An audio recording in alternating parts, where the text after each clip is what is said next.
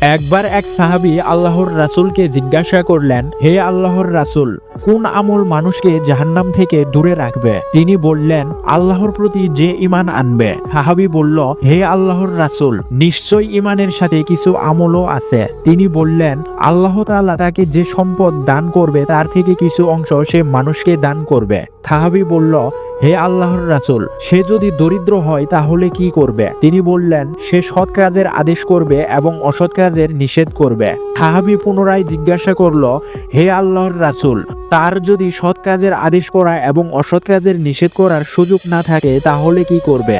আল্লাহর রাসূল সাল্লাল্লাহু আলাইহি ওয়াসাল্লাম বললেন, তাহলে সে মূর্খ লোকের জন্য কিছু করবে। সাহাবী বলল, আল্লাহর রাসূল, সে যদি নিজেই মূর্খ হয় তাহলে কি করবে? তাহলে সে একজন মাজলুমকে সাহায্য করবে। সাহাবী বলল, সে যদি দুর্বল হয় তাহলে কি করবে?